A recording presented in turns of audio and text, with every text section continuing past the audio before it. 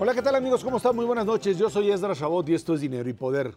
El Instituto Mexicano para la Competitividad sostiene que es imposible modernizar a Pemex sin un entorno de competencia y cooperación. Señala que en beneficio de las finanzas públicas se deben crear las condiciones para que Pemex pueda asociarse, tomar riesgos y atraer inversión. Nos acompaña aquí en el estudio de Dinero y Poder Juan Pardinas, director general del IMCO. Buenas noches, Juan, muchas gracias por estar aquí con nosotros. Ernesto Cervera, Macario Esquetino. Muy buenas noches. Buenas noches. Buenas noches. Bueno, fuiste allá con los senadores de todos colores y sabores a plantear algo que pues, es muy obvio, que es el hecho de que las cosas como están no funcionan. Pemex, y ese es el consenso, digamos, general, así como está hoy organizado, es una empresa improductiva y cada día saca menos petróleo y por supuesto no funciona. ¿Cómo hacerle para que avance? Hay quien dice que pues, lo que hay que hacer es nada más darle autonomía de gestión, no sé si eso se puede así, y toda otra serie de pues, analistas, organizaciones que dicen es necesario encontrar un mecanismo de asociación porque no hay empresa en el mundo que pueda funcionar, empresa petrolera que pueda funcionar en esas condiciones. Así es, Pemex tiene muchos desafíos, empezando por el primero, que es una especie de absurdo económico, que es un monopolio que pierde dinero en varias de sus áreas de negocios. Por ejemplo, en refinación pierde cantidades monumentales de recursos. Cada mexicano, hombre, mujer y niño, en promedio le entregamos 700 pesos al año a Pemex Refinación, cuyas pérdidas solo en 2012 fueron 80,000 millones de pesos y ha sido de sus mejores años. Entonces, ¿qué es lo que tenemos? Pues ni siquiera es una empresa, es un organismo público descentralizado que lo que tiene que buscar la reforma es fortalecerlo justamente para que se pueda convertir en una empresa. Y ya en una empresa, transformar lo que tenemos hoy como estos dos monopsonios y monopolios de energía, tanto CFE como Pemex, en un verdadero sector.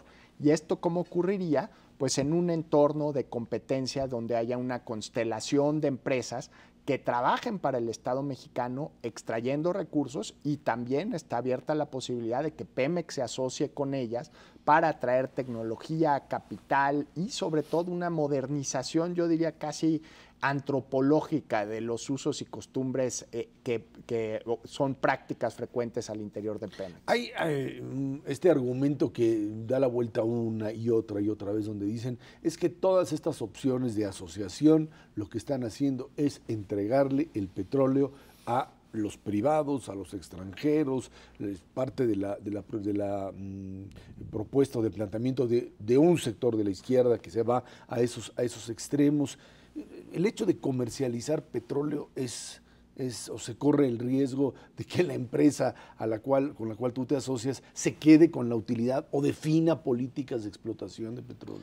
No, realmente algo que es un poco triste del nivel de discusión es que aquí no estamos tratando de inventar nada, no va a ser un gran descubrimiento ni es un tema de física nuclear. Lo que estamos simplemente intentando lograr, si se avanza la reforma por buen camino, es poner a Pemex en las mismas condiciones en las que está prácticamente cualquier empresa petrolera del planeta y lograr transformar esta anomalía, esta aberración, que es suponer que la misma empresa, aislada del mundo, va a poder desarrollar campos, nuevas tecnologías y toda la cadena que implica desde extraer el petróleo del subsuelo hasta refinarlo y comercializarlo en las gasolineras. Tenemos que modernizar a Pemex abriéndola al mundo, obligándola, más que obligándola, permitiéndole ayudarse a sí misma, encontrando los socios adecuados. Y esto implica compartir riesgo y evidentemente al haber un riesgo compartido debe haber utilidades compartidas. Pero esto no nos debe asustar, es lo que sucede en todos los países del mundo. Tenemos que estar muy atentos que los contratos sean transparentes, las condiciones sean claras, pero Pemex tiene mucho que ganar en estas condiciones. Juan, evidentemente hay muchísimas resistencias de muchos lados, inclusive dentro de la propia empresa, y yo te diría dentro del gobierno federal también, en la medida en que este doble filo de la navaja, proponer que tenga autonomía de gestión y al mismo tiempo necesitar desesperadamente los recursos, porque la propia proyección del gobierno para los próximos 6 años implica, pues sí, un crecimiento muy pequeñito de los ingresos tributarios, y un crecimiento muy grandote de los ingresos petroleros de aquí a los siguientes 5 o 6 años. Siempre se va a tener ese incentivo a decir, híjole, ¿sabes qué? La autonomía de gestión la podemos ir posponiendo y posponiendo y posponiendo mientras yo siga necesitando esos recursos en los que, bueno, la propia iniciativa lo que dice para Pemex es nosotros, el gobierno federal, vamos a revisar con detalle cada uno de esos contratos independientemente de lo que opine la empresa. ¿En qué medida esta autonomía de gestión es viable o no es viable bajo ese contexto dicotómico que es sigo necesitando tus recursos y los voy a seguir necesitando para siempre? Y tú no puedes decidir si vas a invertir o no, porque yo tengo que participar en esa decisión. Es una aspiración legítima y creo que lo que debemos es plantear un escenario en el que Pemex lograra ganar cierta independencia de gestión y dejara de ser una especie, aquí no es caja chica, es caja grandísima, claro, de la Secretaría de Hacienda. El tema es que para esto se necesita una reforma fiscal y crecimiento económico. La mejor manera de recaudar recursos tributarios es a través del crecimiento económico. Yo estoy convencido que una reforma energética bien hecha puede detonar el crecimiento que se refleje en mayor recaudación y de esta manera también resolver los miedos e inseguridades de la Secretaría de Hacienda de que el hecho de que se le vaya a dar gradualmente autonomía de gestión a Pemex, mayor capacidad de determinar cómo usar sus recursos, no va a implicar un descalabro profundo en las finanzas públicas. Lo que tenemos que tener muy claro es que esta meta no es una meta sexenal, yo diría que es una meta generacional, porque implica reemplazar prácticamente 35% de los recursos que utilizan los 3 niveles de gobierno, de dónde van a salir, esa es de la crecimiento y lo vemos en un nivel de discusión muy trivial de parte de algunos de nuestros actores políticos que dicen lo que debemos es garantizar la autonomía de Pemex. No, pues está padrísimo, como idea yo la firmo, pero ¿de dónde van a salir los recursos tributarios para que eso suceda? Tiene que ser un proceso gradual y además esto implica también sanear las finanzas públicas de veras. Con una reforma hacendaria como la que se está proponiendo, tenemos más derechos que obligaciones los mexicanos a través de esta nueva reforma. Entonces va a ser más difícil dejar de depender del petróleo si cada vez se incrementa el gasto público sin una recaudación más sana, ¿no? Y la deuda. Además, si vemos lo que está pidiendo el Ejecutivo endeudarse durante 2014, es el 50% de esta deuda equivale al gasto de inversión de Pemex. O sea, podría uno decir que la deuda del sector público en México podría ser la mitad si Pemex fuera capaz de atraer inversión externa para esos recursos de exploración y producción, utilizarlos y aprovecharlos a través de asociaciones con otras empresas y recursos tanto nacionales como internacionales, pero no recursos públicos. Hay que ver los costos de oportunidad que implica para el sector público. ¿En qué otra cosa se podría utilizar ese dinero? ¿Dónde los estamos dejando de utilizar? Juan, dices que la discusión es de bajo nivel en este sentido. Yo creo que es peor todavía, porque yo estoy de acuerdo, para que Pemex funcione bien, pues tiene que actuar como empresa, pero algo que aparentemente nadie discute es que es imposible que sea empresa en las condiciones actuales de la Constitución, porque para que fuese empresa necesitaría tener la concesión de sacar el petróleo, y no la tiene. Eso solamente lo puede hacer el gobierno federal. Y si es el gobierno federal, entonces Pemex no puede ser una empresa y no puede tener autonomía de gestión de ninguna forma. A mí me sorprende que se quejan de que Hacienda controla a Pemex. Bueno, pues eso dice la Constitución. La Constitución dice que no puede haber concesiones ni contratos. En consecuencia, el petróleo lo debe administrar el gobierno federal a través de un organismo, no de una empresa. Si quisiéramos que fuera una empresa, necesitaríamos modificar la Constitución todavía más de lo que el gobierno federal propuso. Y esto es algo que yo no escucho ni del ingeniero Cárdenas, ni del señor Bartlett y todos estos adalides del viejo nacionalismo revolucionario que aparentemente ni siquiera eso entienden. Es un punto muy interesante, Macario, lo que planteas, para fortalecer a Pemex había que otorgarle concesiones, pero está prohibido en la Constitución. Y luego hay otra dimensión que tampoco se está tocando en la reforma ni mencionando por ninguno de los actores políticos, es el tema de las relaciones laborales al interior de la empresa. El sindicato. En esas condiciones es imposible que Pemex pueda funcionar y ser eficiente, dada la manera en que el sindicato participa de las decisiones de la empresa. Son los verdaderos socios determinando asignaciones de contratos de servicio. Ahora ya eso se va a modificar, pero con posiciones dentro del consejo de la empresa. La función de un sindicato es defender el derecho laboral de los trabajadores. Pero aquí ya el sindicato funciona como... Son los dueños. Son los dueños. Sí, son los que determinan el funcionamiento de la empresa más que la gerencia y los equipos que nombra el Poder Ejecutivo, ¿no? Ahora, el alto nivel de ineficiencia que tiene una empresa como Petróleos Mexicanos es algo que, para corregirlo, estaríamos hablando de un plazo de 4, 5, 6 años, digamos que pasa una reforma energética, así como fue planteada por el propio gobierno, por el propio pacto como tal, y pasa de esa manera. Esto va a llegar un momento en donde, pues, para que Pemex sea totalmente eficiente, para que las inversiones terminen llegando y cuajando en proyectos productivos, para cuando hagas eso, ya nadie va a necesitar petróleo. ¿Quién sabe, Ra? Yo creo que hay cambios que sí podrían llegar antes dentro de los usos y costumbres de Pemex. O sea, si Pemex se asocia con una de las empresas internacionales que cotizan en bolsa y le rinden cuentas a sus accionistas de una manera mucho más clara y transparente de lo que Pemex nos rinde cuentas a nosotros, esas empresas no van a poder aceptar la sociedad con Pemex en los términos en los que Pemex funciona. Entonces, estas asociaciones van a obligar a Pemex a modernizarse. Se dice mucho y nos quejamos mucho de que importamos muchas gasolinas. La otra mitad de la historia es que la refinería más eficiente de Pemex se encuentra en Houston y la importamos. Y parte de esa eficiencia es que Pemex no opera esa refinería.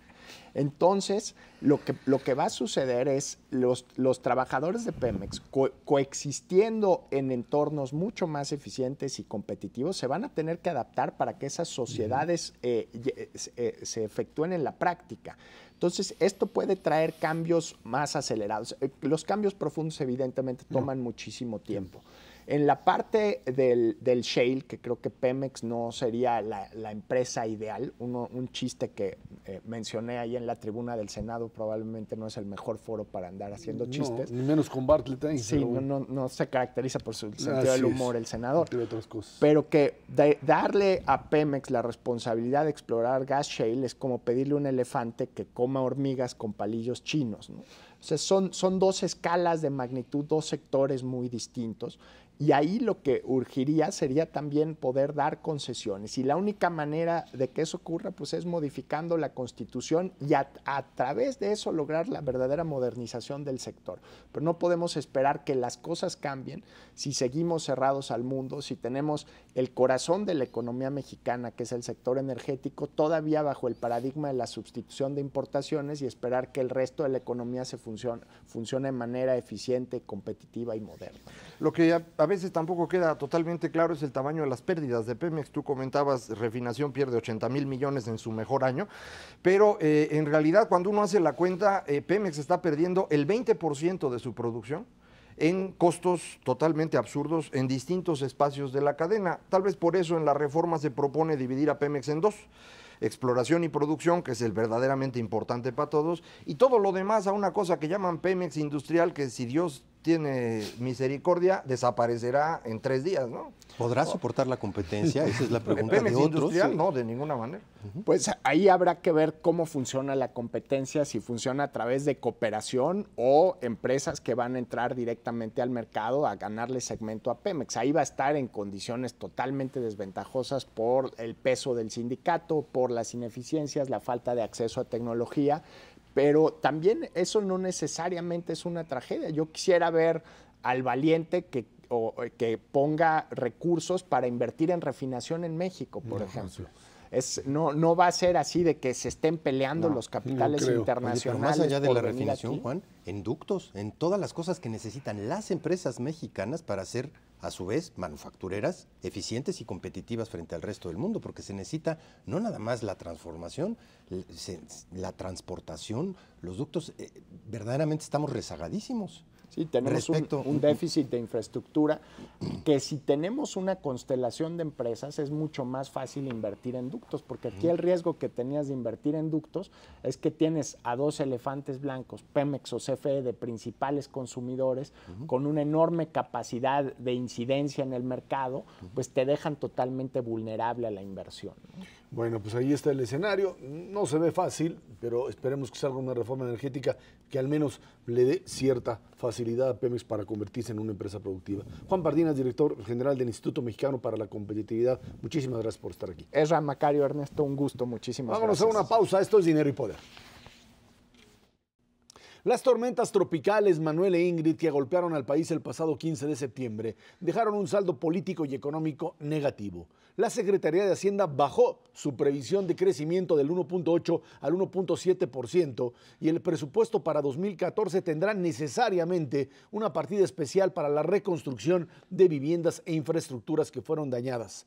Protección Civil de Gobernación reconoció que hubo omisiones históricas, dice, en los 3 niveles de gobierno que derivaron en la pérdida, pues, de vidas humanas, también por supuesto muchos daños materiales. Yo entiendo que se trata de una responsabilidad compartida, ya muchos lo dijeron, pero yo creo que hay niveles en los que hay que, pues, establecer claramente hasta dónde. El gobierno federal tiene ciertas responsabilidades, protección civil, anuncios sobre el meteorológico, reportar a delegaciones dentro de los estados.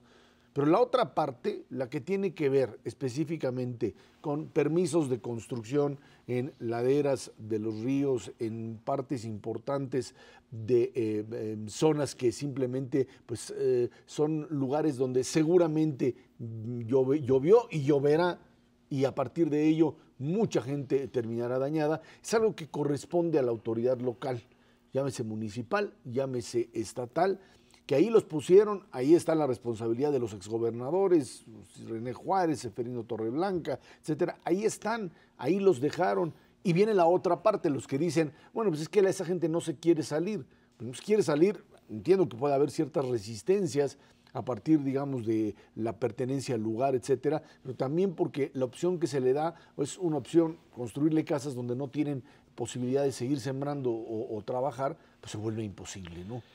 Sí, yo creo que pues, estos fenómenos meteorológicos lo que ponen en evidencia son errores de mucho tiempo. Lo mismo que nos ha pasado, valga la comparación, con el crimen organizado que puso en evidencia la insuficiencia absoluta en materia de seguridad, pues ahora queda claro que hemos hecho las cosas muy mal en materia de desarrollo urbano. Aunque esto podría uno irse mucho más atrás, creo que uno de los cambios importantes en la década de los 80 es cuando se le da a los municipios una mayor autoridad en la definición de los usos de suelo, que derivó en este tipo de construcciones en un montón de lugares donde no se debería.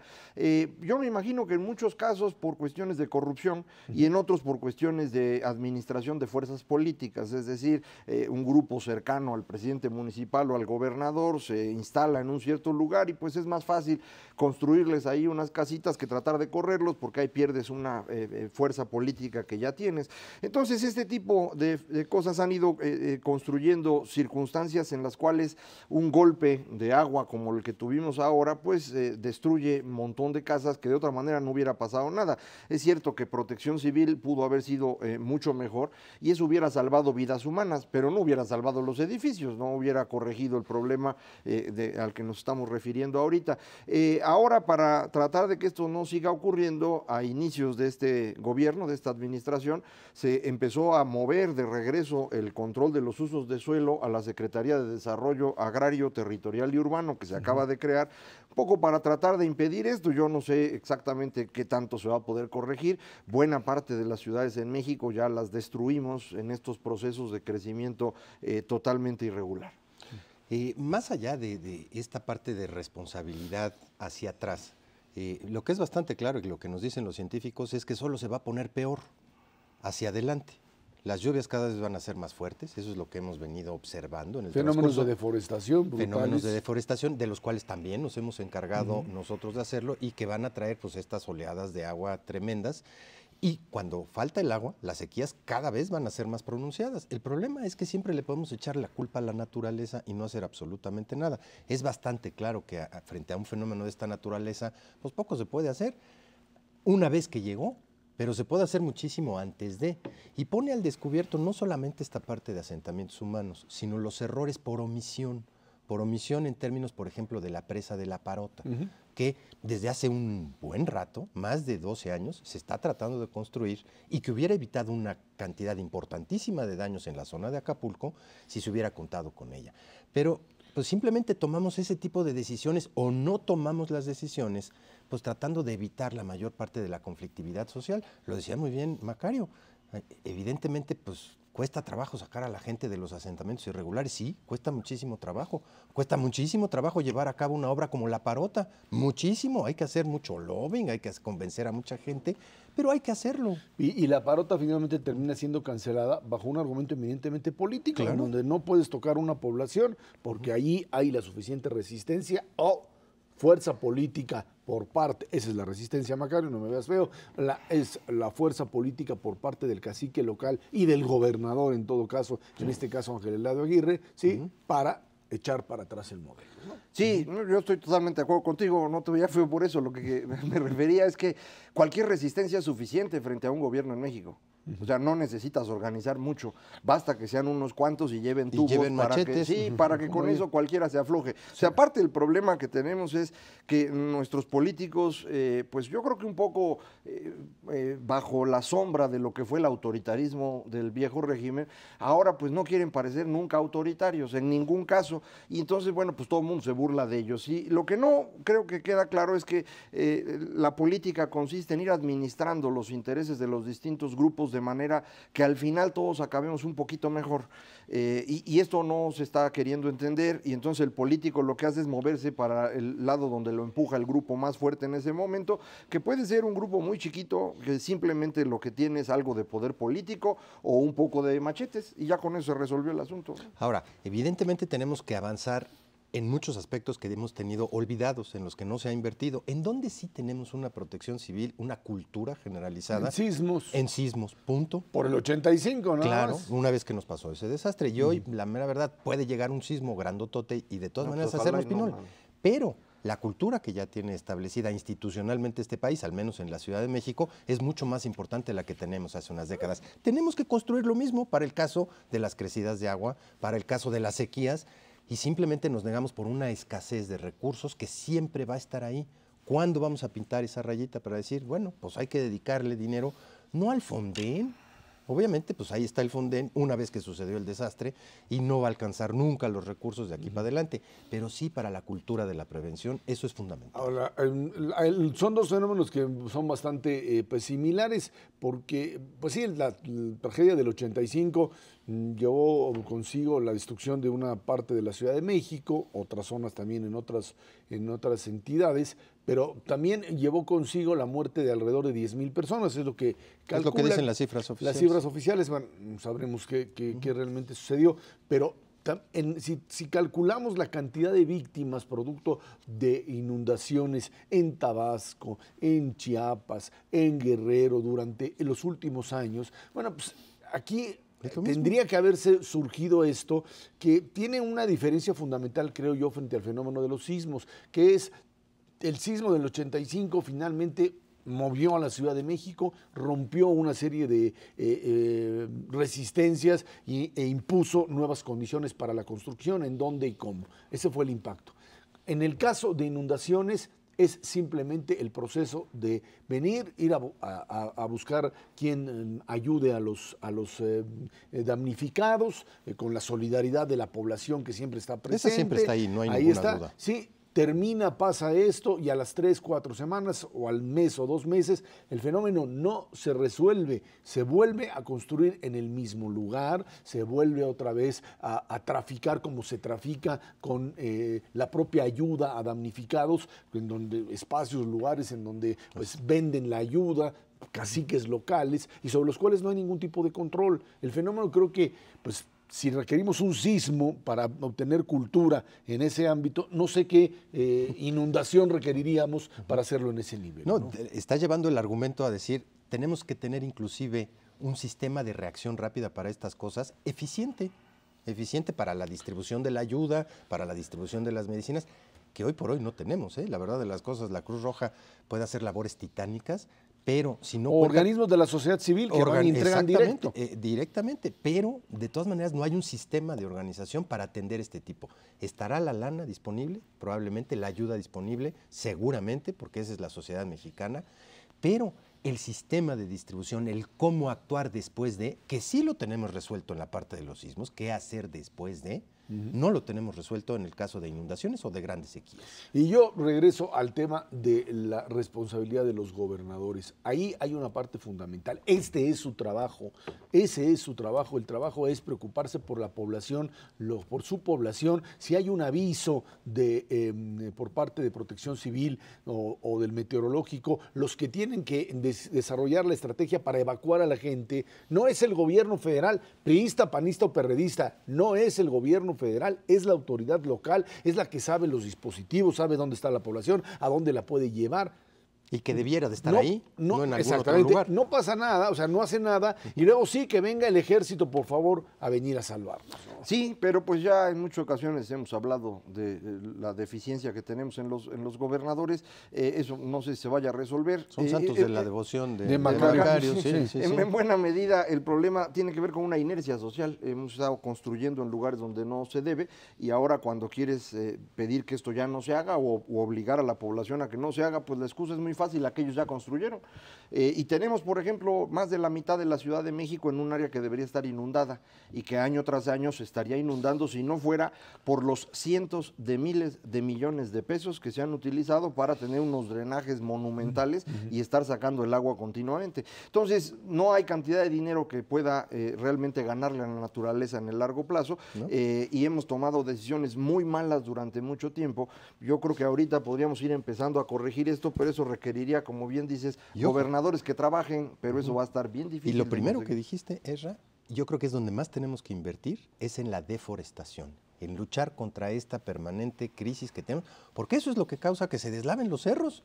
Y le hemos metido una cantidad impresionante, pues, de desastres, de acabar con bosques enteros, que hacen que precisamente estos cerros que antes no se deshacían, aunque lloviera igual, hoy se nos vengan encima. Es una de las mafias más importantes que hay. En este país. Sí, igual que el crimen organizado, no es cosa menor. Vámonos a una pausa, de regreso platicamos. Marcha de 2 de octubre, provocadores de nuevo. Esto es Dinero y Poder.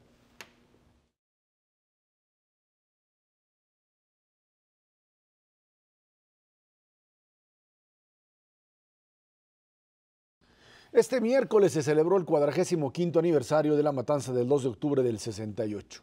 Con ese pretexto, un grupo de, así se llaman, anarquistas, no creo que hayan leído en su vida ni a Bakunin ni a Proudhon, que sepan leer es otro problema, el mismo de todas las protestas desde el 1 de diciembre. Se enfrenta a la policía, el saldo fue de 30 detenidos, 32 heridos. Los enfrentamientos se registraron en Bellas Artes, Avenida Juárez y frente al Senado de la República. La marcha encabezada por los líderes del 68 fue hacia el Ángel de la Independencia, mientras los vándalos se quedaron en la zona de la Alameda Central.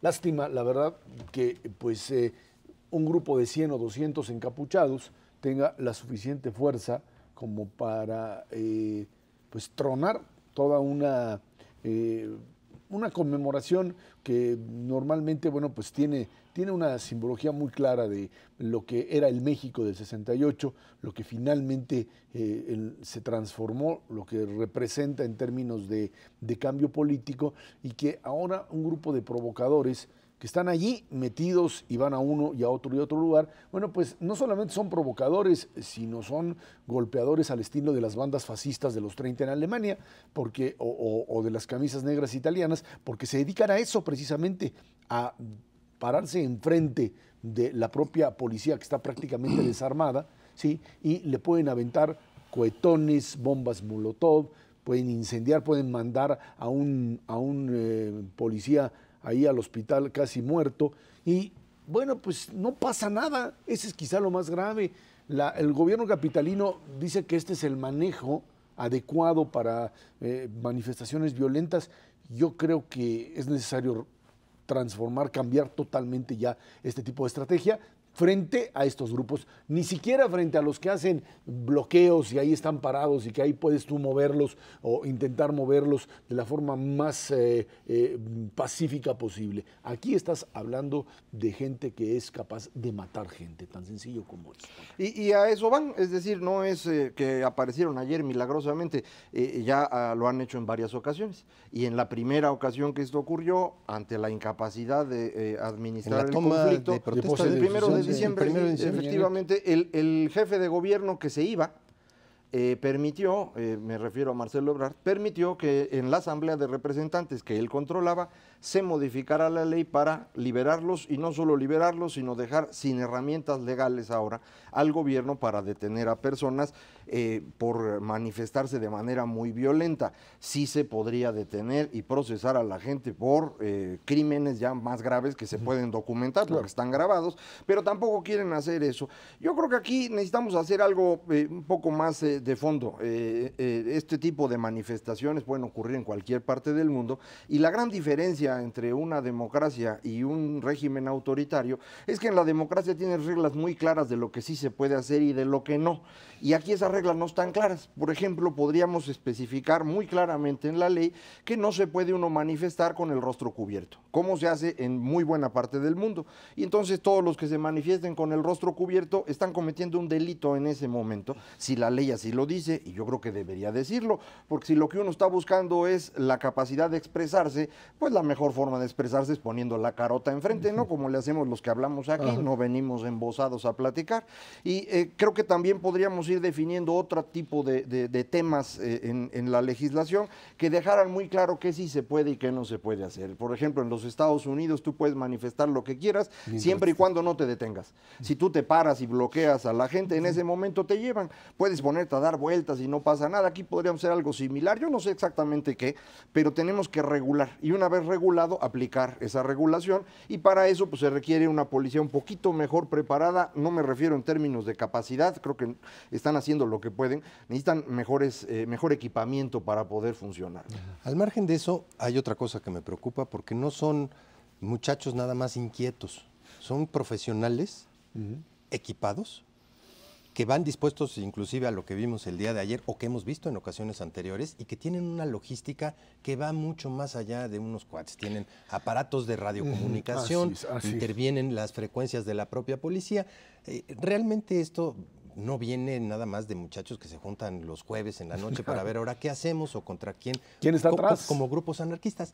Hay un dicho clarísimo que es: sigue el dinero. ¿Quién está atrás de estos grupos que permanentemente, independientemente de la manifestación que sea, si es en contra de la toma de posesión del presidente, o si es con los maestros de la CENTE, que ni siquiera tienen que ver con esto, o si es en el 2 de octubre, se están infiltrando en diferentes lugares con un propósito específico? Y eso sí preocupa enormemente.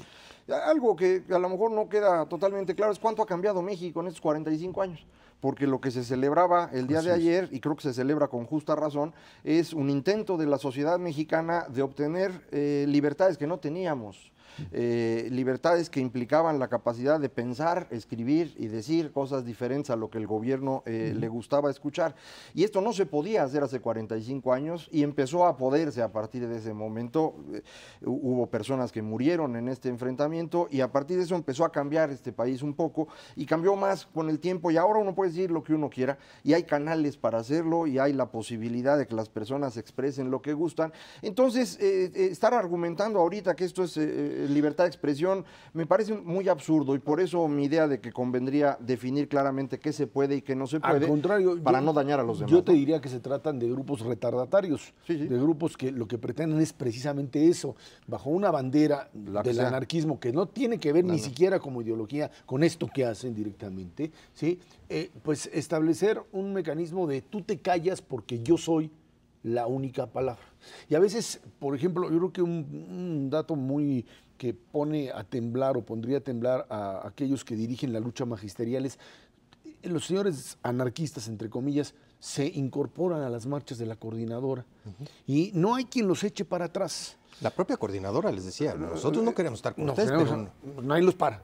Nadie los para, se incorporan, se forman parte de eso y en ese momento terminan tomando la bandera.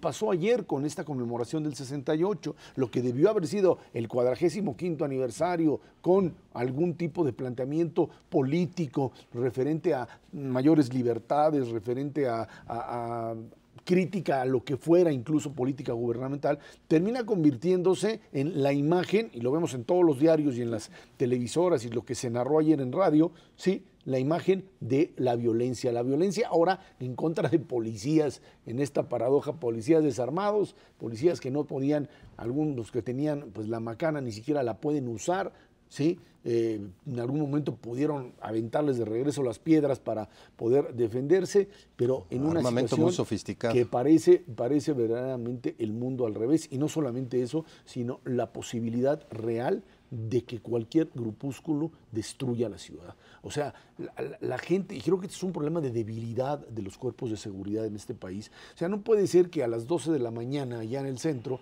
la policía les diga a los comerciantes, ciérrenle porque ahí vienen, ¿eh? O sea, no nos podemos hacer responsables. Para avisar. Para avisar. Está para avisar, no puedo hacer otra cosa. Yo no me quejaría tanto de la policía, sino de los jefes de la policía. Es decir, de quien le dice qué tiene que hacer y quien lo está limitando. No hay leyes para que puedan actuar bien. No tienen arriba de ellos un jefe de gobierno que sepa exactamente qué va a hacer. Y esto es un problema gravísimo. Y yo creo que ya me he quejado muchas veces de los gobernadores. Ahora dejo claro que son gobernadores y jefe de gobierno que no hacen su trabajo. Entonces, yo insisto, a mí me parece que todos debemos tener la oportunidad de opinar, y para que todos podamos opinar hay que evitar que alguien se vuelva el monopolio de la voz, como tú decías, y que lo haga de manera violenta. Para eso es la regulación, para que todos tengamos oportunidad de hablar, y entonces hay que regular esto, y una vez regulado hay que aplicarlo. Y no se me hace tan complicado. Digo, aquí la única limitante que veo es el entendimiento del jefe de gobierno y la asamblea, y también del presidente de este país, que a final de cuentas pues es responsable de muchas otras cosas, no únicamente de esto. Es decir, para mover a los profesores que estaban tomando el Zócalo fue la Policía Federal y fue también un drama hacer las cosas, y ahí se fueron a meter los anarquistas, nomás que no les dio tiempo de organizarse adecuadamente. Otra vez, pongamos reglas claras y entonces pues apliquémoslas a todos de la misma forma, ¿no? El costo político que va a pagar el gobierno del Distrito Federal es enorme. Los ciudadanos del Distrito Federal tenemos mucha paciencia, lo hemos demostrado durante décadas para soportar diferentes circunstancias, pero todo tiene un límite. Yo no sé exactamente a qué se refiere Miguel Ángel Mancera cada vez que dice yo estoy dispuesto a asumir ese costo político. ¿Se está refiriendo a las siguientes elecciones? ¿Se está refiriendo a qué específicamente? Porque el nivel de paciencia yo lo encuentro en prácticamente todos los estratos sociales, de gente que acude a su trabajo y de repente no puede llegar, independientemente de si va en coche o si va en metro o si va... El costo en términos de turismo para esta capital ha sido enorme, para los comercios ha sido brutal. Todos y cada uno resultamos afectados de alguna u otra manera, y efectivamente el costo político puede ser enorme en la medida en que esto se siga exacerbando. Ayer fue maravilloso. El señor jefe de gobierno de la Ciudad de México tiene una cuenta de Twitter, y lo único que se le ocurrió tuitear en la noche de ayer fue que mandaba una felicitación al gobernador de Chihuahua, el señor Duarte, por su informe de gobierno. Esa es la única cosa que comunicó a la ciudadanía después de todo lo que pasó. Sí, está bien complicado defender a este señor. Y yo creo que el problema radica, como tú dices, en abiertamente establecer a partir de un consenso nacional los límites. ¿Qué vamos a hacer, no? Los límites de hasta dónde la protesta social puede llegar. Entendemos que se da esta situación de violencia en ciertos lugares, en ciertos niveles, donde pues no hay condiciones para protestar y que esto deviene eventualmente en actos de violencia, pero en una ciudad como la Ciudad de México, que ha logrado a través de mucho tiempo también convertirse en un modelo bastante liberal, bastante plural de manifestación desde los cambios que se dieron en el año 97, incluso desde la llegada del PRD al gobierno, pues resulta paradójico que en este momento estemos apostando a esto, ¿no? A permitir que los ultras, así como las democracias débiles de la Europa de los 30 dejaron que los grupos de vándalos del nazismo y el fascismo subieran, ahora son estos señores del denominado anarquismo. Terrible, se da en muchas partes del mundo, lo estamos viendo, como comentaremos, con el Tea Party, que son unos poquitos que ponen en jaque a una nación y probablemente al mundo, o con el AFL-CIO, que es la otra ala. No podemos dejar que eso suceda, evidentemente. La democracia es precisamente para todos. Yo creo que aquí vale la pena citar a uno de los grandes ideólogos de la izquierda, a Habermas, que precisamente se refiere al diálogo como la gran herramienta para la construcción de la sociedad, y una condición fundamental para el diálogo es que todos tengan la misma oportunidad de hablar. Otra vez, limitemos a los extremistas. Vámonos a una pausa, regresamos con la bronca en los Estados Unidos. Esto es Dinero y Poder. El primer minuto del martes, el gobierno de los Estados Unidos se paralizó parcialmente debido a que la Cámara de Representantes condicionó aprobar una ampliación del presupuesto a cambio de atrasar la entrada en vigor del programa Obamacare, el programa de salud ya aprobado finalmente por el propio Congreso, por la propia Corte de Justicia, y lo que dicen abiertamente los señores republicanos es: no le metemos dinero. No, le metemos dinero a Obamacare, y tan sencillo como eso, y con eso te apruebo el presupuesto. Chantaje vil sin duda. No se trata de la discusión sobre el Obamacare, esto ya pasó, esto ya se aprobó.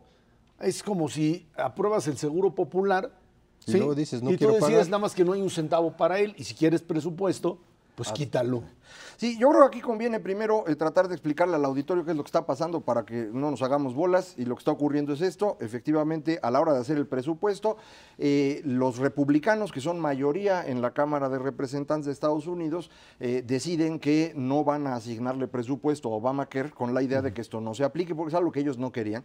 Y en realidad lo que está ocurriendo es que un pequeño segmento de los republicanos en la Cámara, alrededor de 50 personas de las 438 que forman la Cámara de Representantes, son los que están obligando a la fracción completa a enfrentarse con el presidente. Dado que la Cámara de Representantes opina una cosa y el Senado opina otra, pues no hubo acuerdo para el presupuesto, y por eso se detiene la operación del gobierno desde el 1 de octubre, y en los próximos 10 días van a tener que discutir, además del presupuesto, la ampliación del techo de endeudamiento de Estados Unidos, porque se les acaba el dinero, y si esto no se logra, al momento siguiente de que toquen el techo de endeudamiento, Estados Unidos deja de pagar intereses sobre todos los bonos que tiene. Eso sí sería una tragedia. Esto de cerrar el gobierno en Estados Unidos ha pasado muchas veces, y lo peor que ocurre es que uno no puede entrar a los museos y cosas así, pero no pasa nada tan grave. Lo que puede ocurrir dentro de 10 días sí sería gravísimo. Entonces, entiendo yo que el líder de los representantes en la Cámara, de los republicanos en la Cámara de Representantes, trató de meter todo el problema en el presupuesto para no discutir dos veces y arriesgarse a perder el control de los republicanos y entonces perder el control del país. Eso entiendo que hizo. Pero el problema radica en que si este señor John Boehner pues trata de establecer, digamos, un equilibrio muy propio, lo que le pasó es que terminaron rebasándolo por la derecha. Así es. Y ahí lo dejaron Este solo. famosísimo Tea Party. Sí, el famoso Tea Party, o sea, la ultraderecha, finalmente le dice a los republicanos moderados: ustedes ya no tienen aquí nada que ver, ¿sí? Nosotros imponemos, y bueno, la mayoría de la gente termina culpando a los propios republicanos de la parálisis, ¿sí? La minoría lo hace hacia el presidente, porque el discurso es muy claro: señores, se aprobó aquí en un modelo democrático una reforma del sistema de salud, y ahora lo único que quieres hacer es sabotearla, como lo dijo directamente Obama en un discurso. Sí, la verdad es que esta parte de la democracia, que tiene sus problemitas, el Senado lo controlan los demócratas, la Cámara de Representantes, que es el equivalente a la Cámara de Diputados, lo controlan los republicanos, y tiene que haber un acuerdo precisamente para que pueda salir hacia adelante.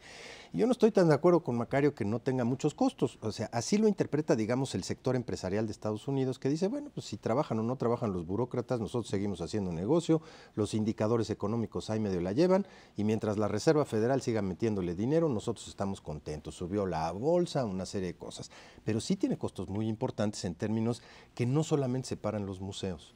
Hay un problema que empiezan a tener serio en términos de la acumulación de visas. Siguen abiertas, por ejemplo, oficinas de visas alrededor del mundo, pero operan al 12%. Entonces, esto es 88% menos personal, y eso está empezando a causar problemas en todas partes del mundo. Desafortunadamente también empiezan a tener problemas muy serios en la parte médica. Algunos hospitales que empiezan a no proveer los servicios, no los médicos que están ahí o no los policías que siguen cumpliendo con su función, pero sí los burócratas que tienen que mandar las medicinas, pues empiezan a no surtirlas, y eso les empieza a generar un problema bastante serio ya desde el punto de vista social. Y la presión para el 17 de octubre, porque esa es la parte más dramática del asunto. Es a lo que me refería yo, o sea, comparado con que dejen de pagar, todo lo demás es bueno, nada, pero es que es parte del mismo proceso, Macario. O sea, primero te bloqueo y te hago que tu presupuesto no pase. Y luego te voy a decir, ¿sabes qué? Pues vamos a llegar al último minuto. Están jugando a la ruleta rusa, están jugando a que al cuarto para las 12 del 17, pues alguien finalmente doble la mano y diga, está bien, o no va el Obamacare, o está bien, le damos dinero al Obamacare. Están jugando a eso en un acto, de veras, parece Congreso mexicano. Sí, o peor. Pero eso es lo que yo entiendo que está haciendo el señor Benner. Lo que está tratando de hacer es reducir el conflicto a un solo enfrentamiento y no a dos. Porque si lo hace en dos enfrentamientos, puede ganar el primero y perder el segundo, que es el techo de endeudamiento, y ya se vino la catástrofe. Entonces ahora se juntan los dos en un solo enfrentamiento. Entiendo que ese enfrentamiento se va a dar hacia el 17, y lo que va a hacer el señor Benner es deshacerse de los del Tea Party, con los otros que tiene, sacar adelante las cosas, y al otro día esto va a ser la catástrofe del Partido Republicano. Y eso es lo que él está tratando de poner en el último momento, porque si lo hace desde ahorita y se hunde el Partido Republicano, ya no votaste el techo de endeudamiento, ¿eh? Eso es lo que yo entiendo que está haciendo. O sea, sí es una situación muy complicada para el señor. Ahora, hay que poner en perspectiva esto y qué implicaciones podría tener acercarse precisamente ya ni siquiera llegar, vamos a acercarse al día. Tiene una presión sobre las tasas de interés del mundo bestial.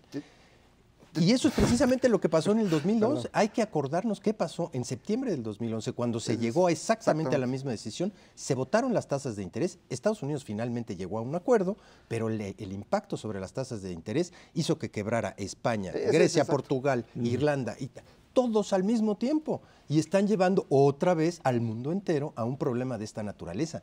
Es inconcebible el nivel de irresponsabilidad que tienen estos republicanos específicamente para llevar ni siquiera las cosas al borde del abismo. Antes de llegar al borde del abismo, se empiezan a votar las tasas de interés, y eso tiene un costo enorme para gobiernos, para empresas, para familias del mundo entero, no nada más de Estados Unidos. Sí, esto es muy importante, así como lo dijo exactamente Ernesto, es como ocurrió. Esto es lo que hundió a Europa, un problema de decisión en Estados Unidos, y esto puede volver a ocurrir. Y a mí lo que me llama la atención es cómo está transformando la política en el mundo. No pensemos en México, porque acuérdense que nosotros estamos en otro planeta. En Estados Unidos, este grupo del Tea Party está complicando todo, porque ellos están en contra de que el gobierno funcione como está funcionando, y creen que podemos movernos a algo muy extraño en donde no haya gobierno.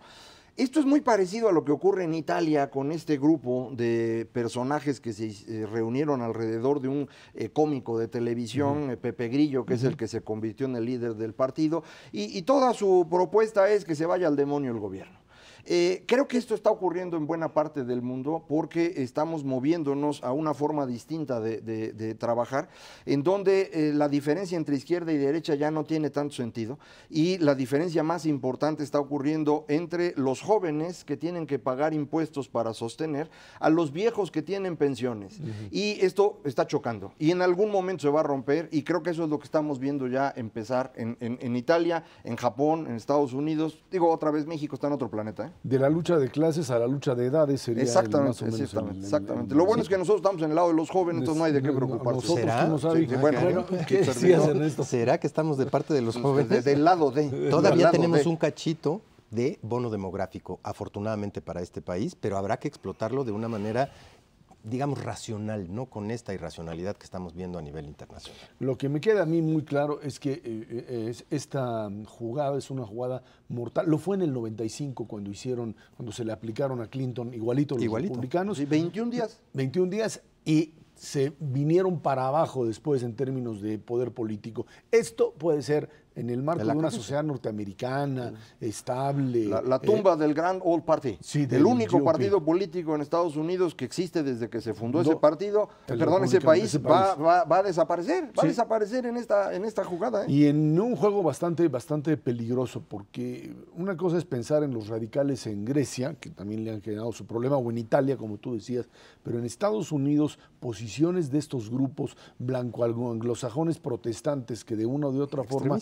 excluyen al resto del país, puede generar un conflicto. Decía un editorial que parecía esta declaratoria de suspensión de negociaciones, como el inicio de la guerra civil, allá en los Estados Unidos, el norte contra el sur. Aquí, pues, en alguna manera está también planteado. ¿No? El corazón de la democracia implica suponer que todos son iguales.